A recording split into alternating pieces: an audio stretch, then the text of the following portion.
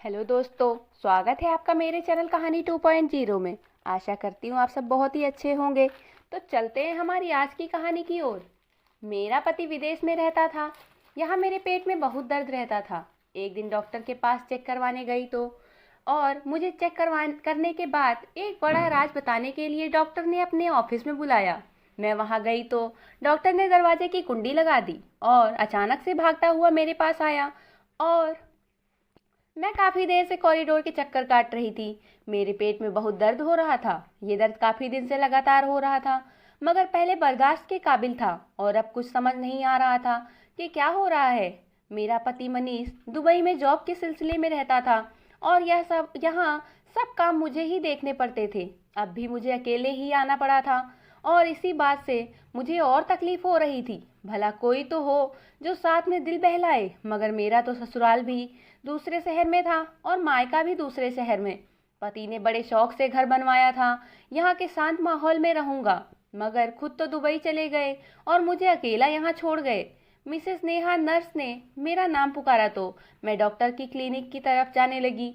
जहाँ डॉक्टर विकास का केबिन था, वो अल्ट्रासाउंड किया करते थे और मेरी डॉक्टर रंजना के सब मरीजों का अल्ट्रासाउंड वो ही किया करते थे। डॉक्टर रंजना को सिर्फ डॉक्टर विकास की रिपोर्ट पर ही भरोसा था। मैं आराम से चलती हुई अंदर गई। डॉक्टर अभी भी कोई रिपोर्ट बनाने में मशहूर थे। उन्होंने मुझे बेड पे लेटने का इशारा किया और खुद अपना काम करने लगे। मैंने पर्दा सरकाया और फिर से बराबर कर दिया और खुद बेड पे लेट गई। जहाँ लेडीज के लिए चादर रखी हुई गई थी, मैंने चादर अपने ऊपर डाल ली। 5 मिनट बाद डॉक्टर की आवाज़ आई, मैं आ जाऊं मिसेस नेहा? उन्होंने विनम्र आवाज में पर्दे के पीछे से सवाल किया। आ जाए डॉक्टर, मैंने आहिस्ता से जवाब दिया। डॉक्टर ने आते ही मशीन ऑन की और कुछ सेटिंग्स करने के बाद मेरी तरफ हुए और अल्ट्रासाउंड करने के साथ साथ सवाल भी करते गए। लेकिन मैंने देखा कि अचानक उनके चेहरे की रंगत कुछ अजीब सी हो गई थी। अब वो मेरे सवाल के जवाब में सिर्फ हूँ हाँ करते जा रहे थे। उनके चेहरे पर जो चिंता के भाव थे, मैं तो काफ़ी घबरा गई। क्या हुआ डॉक्टर? मैंने घबरा कर पूछा तो वो काफ़ी देर तक चुप रहे और बोले, आप एक काम करें, कल मेरे क्लिनिक आ जाएं, यहाँ नज़दीक ही है। इस जगह तो मैं डॉक्टर रंजना के कहने पे आया करता हूँ। आपसे सारी बात मैं आराम से करूँगा। फिलहाल आप घर चली जाएं। डॉक्टर रिपोर्ट बनाने लगा और मुझे एक बार गौर से देखा और फिर मुड़ गया। डॉक्टर, मुझे बहुत तकलीफ हो रही है, मैं कब तक बर्दाश्त करूं? मैंने थोड़ा गुस्से में आकर कहा तो वो कहने लगे, नहीं, मैं डॉक्टर को बता देता हूँ, वो आपको आज के लिए मेडिसिन दे देंगी। अभी आप जाएं। मैं नाराज होकर बाहर निकली। भला ये क्या बात थी? कुछ बता भी नहीं रहा था, ऊपर से अपने क्लिनिक आने को कह दिया। बाहर निकलकर मुझे मालूम हुआ कि डॉक्टर रंजना के लिए कोई इमरजेंसी केस आया था, तो उनको हॉस्पिटल जाना पड़ गया था और वो केस करवा कर ही वापस आती थी। ऐसा अक्सर हुआ करता था, उनको जाना पड़ जाता था। लेकिन आज तो मैं बिल्कुल इंतजार नहीं कर सकती थी। मैंने नर्स को कहा कि मेरा दर्द से बुरा हाल है, प्लीज़ मुझे कोई दवाई दे दो। तो उन्होंने डॉक्टर से फ़ोन पे बात किया और फिलहाल के लिए चंद मेडिसिन दे दी और मैंने फार्मेसी में ही पानी की बोतल लेकर वो गोलियां निगल ली ताकि कुछ तो फर्क पड़े। घर वापस आकर मैं बहुत रोई। ये भी क्या जिंदगी थी मेरी? अकेली जियो, अकेले मरो, हर दर्द तकलीफ परेशानी अकेले ही बर्दाश्त करो।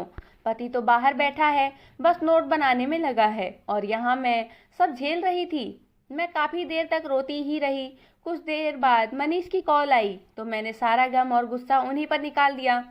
वो काफ़ी देर तक मुझे समझाते रहे, मगर मैं कुछ सुनने को तैयार ही ना थी।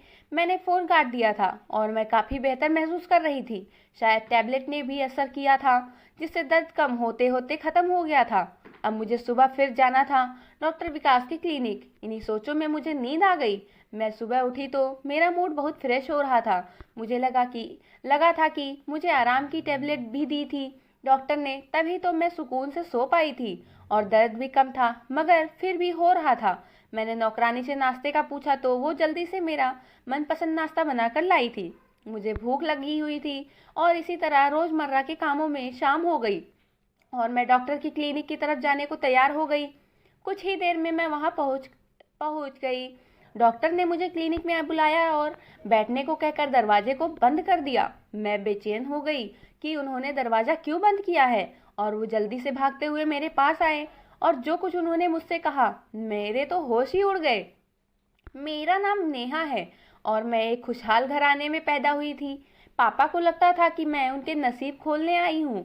मैं जैसे ही पैदा हुई, पापा को एक बहुत बड़ा कॉन्ट्रैक्ट मिला था जिसकी वो कल्पना भी नहीं कर सकते थे, और इसी प्रोजेक्ट की वजह से वो कहाँ से कहाँ पहुँचते चले गए। उनका छोटा सा कारोबार अब बहुत फैल चुका था। मेरे पापा मुझे प्यार से परी कहकर बुलाते थे।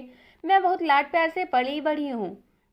रुपए पैसे की कभी कोई कमी ना हुई थी, मगर बड़े होते ही मुझे एक अजीब सा एहसास हुआ था। मुझे महसूस होता था कि हमारे घर में कोई ऐसा राज छुपा है जो मुझे कभी मालूम नहीं हुआ था, मगर कुछ तो था जो छुपाया जा रहा था। मैं पापा और मम्मी को कई बार अकेले में किसी बात पर बहस करते हुए देखा करती थी, मगर मुझे देखकर ही चुप हो जाया करते थे। मैं चाहकर भी उनसे ये राज मालूम ना कर पाई थी। कॉलेज के बाद जब मैं अपनी छुट्टियां गुजार रही थी तो मैंने नोट किया कि पापा के घर से जाते ही मम्मी ड्राइवर को गाड़ी निकालने का हुक्म देती थी और उनके साथ कहीं चली जाती थी। पहले तो मैंने गौर नहीं किया, मगर फिर एक दिन जब मैंने पूछा तो मम्मी हड़बड़ा गई और कहा, नेहा बेटा, मैं जहाँ जाती हूँ वो मैं आपको नहीं बता सकती। उनकी इस बात पे मैं अजीब नज़रों से उनको देखने लगी। मम्मी, ऐसी क्या बात है जो आप मुझे नहीं बता सकती? मैंने अचंभे से कहा तो उन्होंने बड़ी फीकी सी मुस्कुराहट के साथ बोला, नेहा तो परेशान ना हो, मैं बस अपने दोस्तों से मिलने चली जाया करती हूँ, घर में रहकर बोर हो जाती हूँ। उन्होंने मुंह मोड़कर कठिनता से कहा, मम्मी ये क्या बात हुई? भला अपने घर में कौन बोर होता है, और अब तो मैं भी घर पर ही रहती हूँ। मुझे बड़ी हैरत होने लगी थी। भला ऐसी क्या बात थी? वो अपनी इकलौती बेटी के साथ वक्त गुजारने के बजाय दोस्तों के पास चली जाती थी। मेरी बात पे वो बस सर छटक कर वहाँ से चली गई। मुझे बहुत तकलीफ हो रही थी उनके बात सुनकर, जबकि पापा तो जब भी घर में होते बस मेरे ही आगे पीछे यहाँ रहा करते थे, और उनकी हर मुमकिन कोशिश हुआ करती थी कि वो मेरी हर ख्वाहिश पूरी करें। वैसे तो मम्मी भी मुझे बहुत प्यार दिया करती थी, मगर आज उनका रवैया कुछ अजीब सा था। मैंने जब सोचना शुरू किया तो मुझे महसूस हुआ कि मम्मी मुझे पापा से लाड करते देखकर कुछ उदास हो जाया करती थी। अब तो मुझे शक होने लगा था कि वो मेरी सौतेली माँ तो नहीं है, मगर ये कैसे मुमकिन था? मैंने अपनी पैदाइश की फ़ोटो देखी थी, उनमें मम्मी ही थी जो हॉस्पिटल में मुझे गोद में लिए मुस्कुरा रही थी और उनके हाथ में ड्रिप लगी हुई थी। जब मैं छोटी थी तो बहुत डर जाया करती थी वो ड्रिप को देखकर और पूछा करती थी, मम्मी आपको हाथ में क्या हुआ है? तब वो हंस देती और कहती, जब आप पैदा हुई तो डॉक्टर ने मुझे ये ड्रिप लगाई थी ताकि मुझे ताकत मिले और मैं आपका ख्याल रख सकूं। ये बातें याद आती तो मेरा ये शक तो दूर हो जाया करता था, मगर घर में जो कुछ हो रहा था वो कुछ अलग सा था। एक बार मैंने मम्मी का पीछा करने का सोचा तो और दूसरे दिन मैं उनके पीछे जाने लगी। जाने से पहले ही तैयार बैठी थी और मैंने कैब भी मंगवाई थी जिसे मैंने घर से कुछ दूर रुकने को कहा था, और जब मम्मी चली जाती तब मैं उनका पीछा करती। उसके बदले कैब वाले ने डबल किराया लिया था। मम्मी के घर से निकलते ही मैं बाहर आ गई और ड्राइवर को मम्मी की कार का पीछा करने को कहा। यूं हम काफ़ी देर तक उनका पीछा करते रहे। पहले तो एक रेस्टोरेंट में गई और वहां से ढेरों बॉक्सेस अपने कार की डिग्गी में रखवाई जिनमें शायद खाने का सामान था, और फिर एक गिफ्ट शॉप में गई जहां से उन्होंने बच्चों के लिए बैलून और गिफ्ट वगैरह खरीदी और वो भी कार में रखवाए। उसके बाद वो एक एनजीओ में गई और वहां काफ़ी देर तक अंदर रही। मैं देख रही थी ड्राइवर ने एक बंदे के साथ वो खाने पीने का सामान निकलवाया था और अंदर ले गया, मगर कुछ फूल और बैलून वगैरह मम्मी अपने हाथ में लेकर अंदर गई थी। बाकी का सारा सामान ड्राइवर से निकलवाया था और तकरीबन 2 घंटे बाद निकली थी। जाते वक्त तो जितनी खुश लग रही थी, वापसी में उनका चेहरा उतना ही उतरा हुआ था। वो गाड़ी में बैठकर रवाना हुई और मुझे लगा वो घर की तरफ जाएंगी। तभी मैंने जल्दी से टैक्सी ड्राइवर को वापस चलने को कहा और मेरी जल्दी जल्दी मचाने पे वो काफ़ी जल्दी ही मुझे घर पे ले आया। मैंने उसको किराया दिया और जल्दी से अंदर की तरफ भागी। मैंने नौकरानी को कहा, कोई कुछ नहीं बताया था कि मैं कहीं बाहर गई थी और ना ही किसी ने मुझे जाते देखा था, बस वापस आते देखा था। चौकीदार ने और कुछ सवाल नहीं किया था और मम्मी की भी आदत नहीं थी कि वो नौकरानी से पूछताछ करती। लेकिन मेरी उम्मीद के परे मम्मी 2 घंटे बाद वापस आई। अब मैं पछता रही थी कि मैं इतनी जल्दी क्यों वहाँ से वापस आ गई। मैंने मम्मी की तरफ गौर से देखा। वो काफ़ी थकी थकी सी लग रही थी। मुझे बहुत अफसोस था। मैंने उनको गले से लगाया तो वो मेरी अचानक हरकत पर हंसने लगी। पगली, क्या कर रही हो? अपनी प्यारी सी मम्मी से प्यार कर रही हूँ, मैंने लाड से कहा तो उन्होंने मेरा माथा चूम लिया। मुझे बहुत पछतावा होने लगा था कि मैंने अपनी मम्मी को गलत समझा। वो तो नेक काम के लिए जाया करती थी और शायद इसीलिए मुझे नहीं बताती थी, क्योंकि नेकी बर्बाद हो जाए। उस दिन के बाद मैंने उनका खोज खबर लेना छोड़ दिया। वैसे भी मेरी यूनिवर्सिटी में एडमिशन होने वाला था। मैं अपनी पढ़ाई के लिए बहुत सीरियस थी। अब मैंने आगे की प्लानिंग पे ध्यान देना शुरू कर दिया था। लेकिन फिर मैंने एक रात जब पानी पीने के लिए किचन की तरफ जाने लगी तो मुझे पापा के कमरे से बातों की आवाज़ आने लगी। वो बातों की नहीं, हमेशा की तरह बहस की आवाज़ें थी। मुझे जानने की इच्छा हुई तो मैंने दरवाजे से कान लगाकर सुनना शुरू किया। मुझे मालूम था कि ये बात ठीक नहीं है, मगर ये मेरे माँ बाप का मसला था और मुझे हर हाल में जाननी थी, क्योंकि वो हर वक्त ऐसे ही लड़ा करते थे। आखिर ऐसी क्या बात थी जो उनको सुकून से रहने ही नहीं देती थी? मुझे अब उनकी बातें सुनाई दे रही थी, बल्कि दरवाज़ा भी हल्का सा खुला हुआ था। मुझे वो दोनों दिखाई भी दे रहे थे। मैंने मम्मी को पापा से उलझते हुए देखा था और पापा बिल्कुल ना में गर्दन हिलाए जा रहे थे। ये नामुमकिन है सुषमा, मैं तुम्हें कितनी बार मना कर चुका हूँ, अब तुम भी ये बहस बंद कर दो। वो अचानक गुस्से में आ गए थे। मम्मी रोने लग गई थी। आखिर क्यों करते हैं आप ये सब? क्या मेरा कोई हक नहीं है इस घर पर? वो भी चिल्लाने लगी थी। मुझसे बर्दाश्त ना हुआ।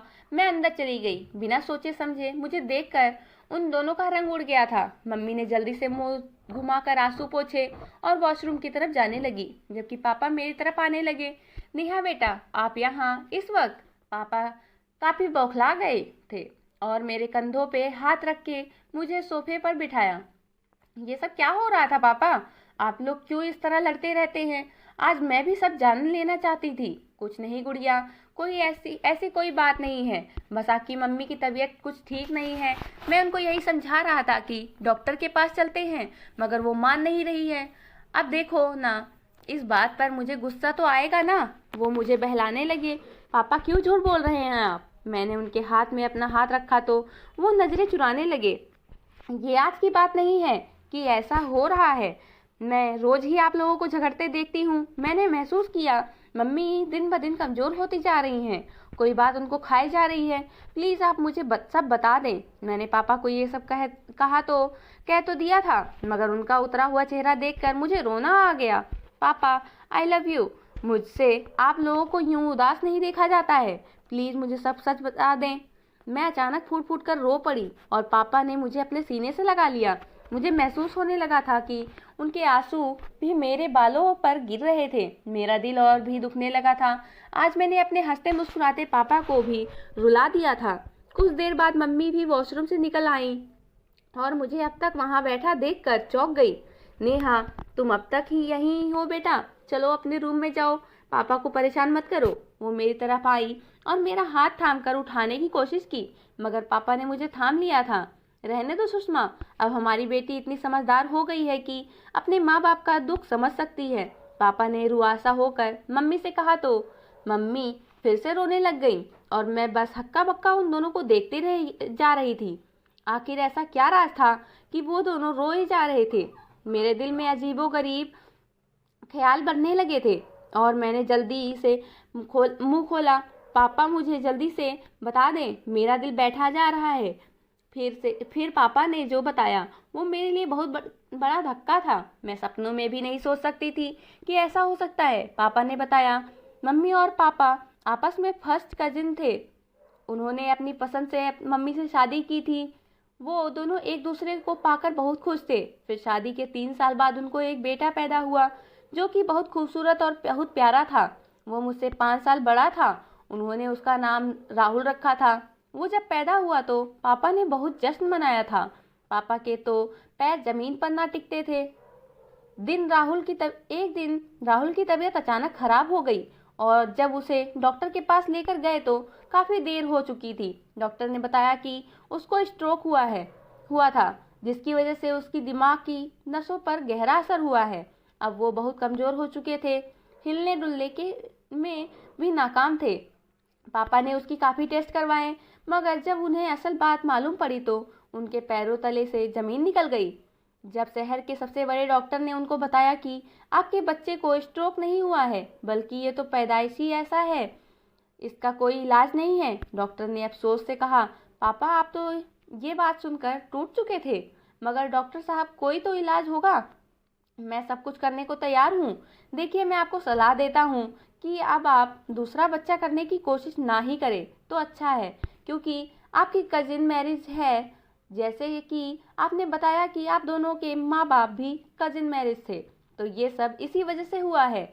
कजिन मैरिज अगर 3 नस्लों तक ट्रांसफ़र होती रहे तो कई कॉम्प्लिकेशंस हो जाया करती थी। जैसे कि किसी को तो औलाद ही नहीं होती, किसी को होती है तो जिंदा नहीं रहती, या कोई दिमागी खलल, या फिर कोई और बीमारी लग जाती है। आपके साथ भी बदकिस्मती से यही हुआ है। डॉक्टर की बात सुनकर मम्मी और पापा बिल्कुल टूट चुके थे। मम्मी तो बिल्कुल ख़त्म हो गई थी, सारा दिन बच्चे के साथ लगी रहती थी, उनको कोई होश ना था। उनके कपड़े कई कई दिन तक मैले हो जाया करते थे, मगर उनको कुछ होश ना होता था। राहुल जब 5 साल का हुआ तो अचानक माँ की तबीयत खराब होने लगी, तो मालूम हुआ कि वो फिर से गर्भवती थी। पापा बहुत गुस्से में आ गए थे। उन्होंने वो बच्चा गिराने की बहुत कोशिश की, मगर मम्मी की जान को खतरा था, और यूं मैं इस दुनिया में आ गई, और वो भी बिल्कुल सही सलामत। उन दोनों के दिल में जो संदेह थे वो सब अपने आप खत्म हो चुके थे। मुझे पाकर जैसे उनको नई जिंदगी मिल गई थी। मगर मम्मी अब भी राहुल के लिए बेचैन रहा करती थी। उनका हाल पापा ने ये निकाला कि उसे एक एनजीओ में भेज दिया। पापा ने उनको ढेरों रकम दी थी, और भाई के लिए एक अलग से कमरा भी दिलवाया था, और ज़रूरत की हर चीज़ मुहैया की थी। अपनी खास नौकरानी भी उनकी देखभाल के लिए रखी थी। मगर मम्मी इस बात पर राजी नहीं थी। उनका दिल खून के आंसू रो रहा था।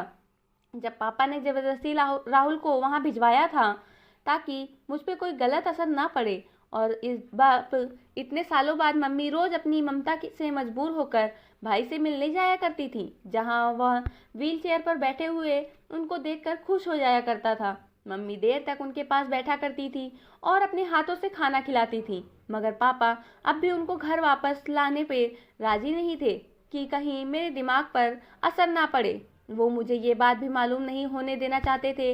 मगर आज मैंने वो रात जान लिया था कि क्यों मेरी माँ मेरे साथ होते हुए भी मेरे पास नहीं होती ही थी।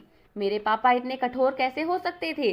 अपने बेटे को कुछ से खुद से दूर रखते थे, और कभी उनसे मिलने भी ना गए थे कि उनसे अपनी बेटे के ये हालत ना देखी जाती। अब वो जवान हो गया था, उसकी दाढ़ी मूछ निकल आई थी, और मम्मी रोज उसकी सेविंग करवाया करती थी। उस मासूम को तो कुछ पता ही नहीं था। ये जानकर मुझे जितनी तकलीफ हो गई थी वो मैं ही जानती हूँ। मैंने पापा से जिद की कि हम कल ही भाई को यहाँ लाएंगे। इतना कुछ होते हुए वो क्यों किसी एनजीओ में रहे? मैं सोच सोच कर रोए जा रही थी, और मेरी जिद से मजबूर होकर दूसरे ही दिन पापा भाई को ले आए। वो बहुत खूबसूरत थे। मुझे उन पर टूट कर प्यार आया। मैंने देखा मम्मी के चेहरे से खुशी छलक रही थी। आखिर इतने सालों के बाद वो अपने जिगर के टुकड़े को अपने साथ लाई थी। अब हम दोनों माँ बेटी भाई का बहुत ख्याल रखते थे। भाई में भी काफ़ी बदलाव आता जा रहा था। मैंने देखा कि वो पागल नहीं थे, बस उनका दिमाग छोटा रह गया था। वो खुद को छोटा सा बच्चा समझते थे, और वो बातें भी किया करते थे। कभी कभी तो ऐसी बातें करते कि सयाने भी शर्मा जाएं। अब पापा भी खुश थे। मेरी राहुल से काफ़ी दोस्ती हो गई थी। मैं उनके लिए रोज़ चॉकलेट लेकर आती थी तो वो बहुत खुश होते थे। इस तरह दिन गुजरते गए, और मेरे कजिन का रिश्ता आया मेरे लिए। मगर पापा ने पहले ही उनको मना कर दिया, और जल्द ही मेरी शादी मनीष से करवा दी। मैं उनको पाकर बहुत खुश थी, और वो हर 4 माह बाद विदेश से आया करते थे। अब की बार भी उनको गए हुए 4 माह हो गए थे, और मेरी तबीयत खराब होने लगी थी। मगर आज जो डॉक्टर विकास ने मुझे बताया था, मेरे पैरों तले से ज़मीन निकल चुकी थी। डॉक्टर का कहना था कि मैं प्रेग्नेंट हूँ, मगर पेट में जो बच्चा है वो शायद शारीरिक तौर पर ठीक नहीं। 3 साल बाद मुझे ये खुशखबरी सुनने को मिली, तो और साथ में ये भयानक बात भी। हे भगवान, ये सब क्या था? मेरा सर चकराने लगा था। बड़ी मुश्किल से डॉक्टर मुझे संभाला, लेकिन डॉक्टर साहब, मुझे पता नहीं चला। मैं 4 माह से प्रेग्नेंट हूँ। मैंने अपने आंसू छुपाते हुए पूछा।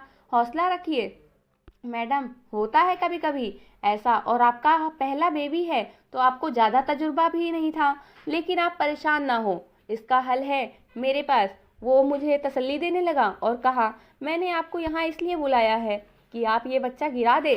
उसने कहा तो मैं अचानक उछल पड़ी।